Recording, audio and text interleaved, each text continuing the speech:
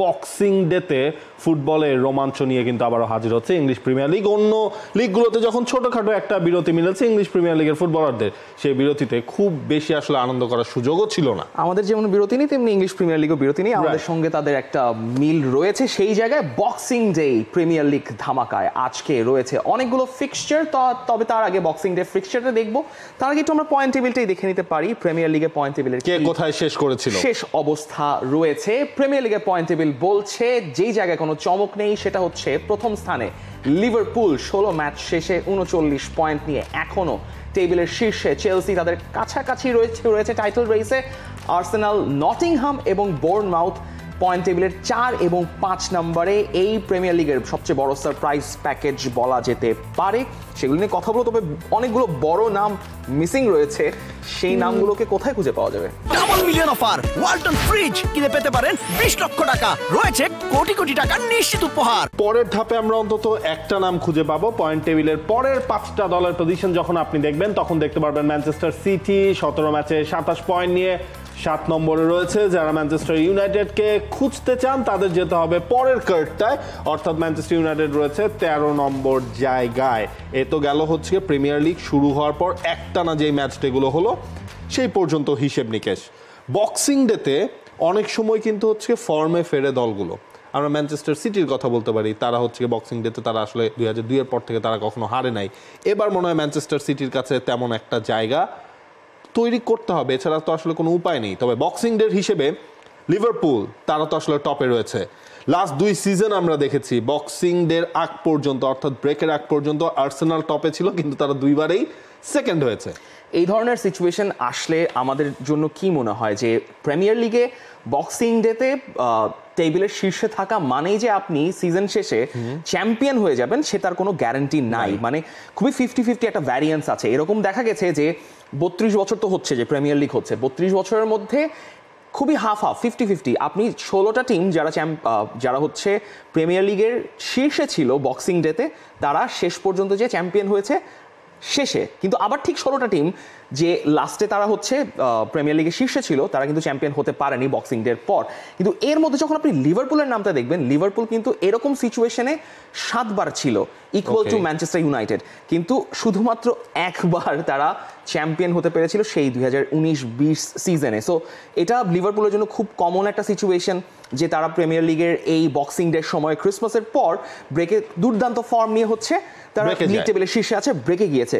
সমস্যাটা হচ্ছে Manchester city যখন এই ধরনের সিচুয়েশন থেকে শেষ কয়েকটা সিজনে দেখা গেছে তারা আর্সেনাল থেকে 5 পয়েন্ট পিছিয়ে আছে, দেখা গেছে তারা লাস্ট সিজনে আর্সেনাল থেকে মোটামুটি 3-4 পয়েন্ট পিছিয়ে ছিল, লিভারপুল থেকে তারা 6-7 পয়েন্ট পিছিয়ে ছিল 2020-21 সিজনে। সেরকম সিচুয়েশন থেকেও তারা কামব্যাক করে চ্যাম্পিয়ন হয়েছে। তবে এবার কি আপনি ম্যানচেস্টার সিটিকে এই জায়গায় ধরতে চাইবেন যে বক্সিং ডেতে তারা প্রায় কত লিভারপুলের চাইতে কত পয়েন্ট, যদি 27 পয়েন্ট হয় তাহলে হচ্ছে তারা এখন পিছিয়ে আছে 12 পয়েন্টে। এর মধ্যে একটা ম্যাচ হচ্ছে কি আবার লিভারপুল কম খেলেছে। দেখেন ওই যে আপনি 32 বছরের ইতিহাস বলছেন না, আমরা যদি হচ্ছে শেষ 8 বছরের হিসেবটাও দেখে নিই, সেখানেও কিন্তু একটা একেবারে ইকুয়াল পজিশনে রয়েছে। 4 বার বক্সিং ডেতে শীর্ষে থাকা দলগুলোই শেষ পর্যন্ত লিগ টাইটেল জিতে নিয়েছে।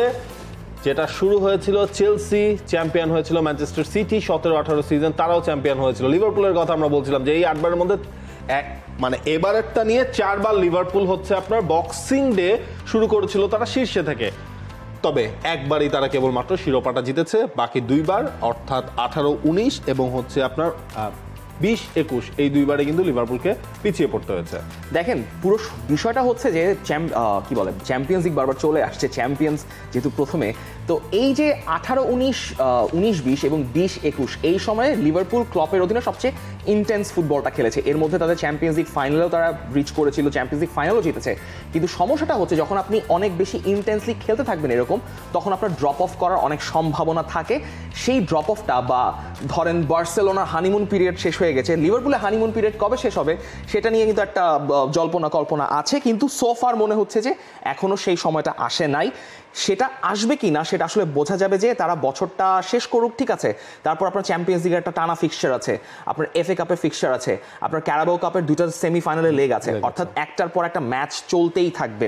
সে সময় লিভারপুলের এবার যেরকম তারা অনেক বেশি ফরচুনেট, কারণ আর্নে স্লট যেই ট্যাকটিক্যালি শিফটটা করেছেন ক্লপের স্টাইল থেকে ওই ইন্টেন্স ফুটবল থেকে, সেটার কারণে দেখা যাচ্ছে যে ইনজুরি সমস্যাটা একটু কম। সো এই লাক অফ ফর্মটা এবং ইনজুরি সমস্যা যদি লিভারপুলের না থাকে, তবে দেখা যাবে যে আই থিঙ্ক লিভারপুল যেই ফর্মে আছে বা অন্যান্য দলগুলো যেভাবে আসলে পেছনে পড়ে আছে, হয়তো লিভারপুলই শেষ পর্যন্ত প্রিমিয়ার লিগে টাইটেলটা জিতে নিতে পারে। তবে এখনও 5-6 মাসের একটা লম্বা সময় বাকি আছে, তবে এখন পর্যন্ত ফেভারটা লিভারপুলের কাছেই। এবং লিভারপুল সেই ফেভার কাজে লাগাতে চাইবে বক্সিং ডে প্রথম ম্যাচ থেকে। বক্সিং ডেতে যেই ম্যাচগুলোর ফিক্সচার আপনার জন্য অপেক্ষা করছে, সেখানে লিভারপুল, লেস্টার সিটি, এই ম্যাচ রয়েছে owls, Manchester United, Chelsea, Fulham, Manchester city, Everton. এর মধ্যে বিগ ম্যাচ আসলে কোনটাকে বলা যায় বা কোন ম্যাচের ওপর আপনার নজরটা বেশি রাখতে হবে? আপনি লিভারপুল লেস্টার সিটিতে রাখবেন, রিজনটা হচ্ছে হামজা হয়তো বা সেকেন্ড হাফে নামলেও নামতে পারেন যদি রুথ ভ্যান নিস্টেলরয় তাকে মনে করেন। এছাড়া আমার মনে হয় ম্যানচেস্টার সিটি এভারটনটা একটা এক্সাইটিং ক্ল্যাশ হবে।